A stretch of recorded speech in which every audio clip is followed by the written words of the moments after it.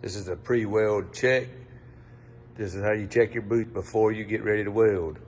You want to come in, make sure everything's nice and clean. Make sure you don't have debris on the ground or hiding behind your weld machine. You want to make sure your ventilation hood is operational and works correctly. Make sure your table works correctly. Then you want to look on your box and make sure your box is turned to the off position. Then you can check your weld machines. You can check the gauges and the adjustments, make sure they work. Then you can check your leads, make sure they're all secure.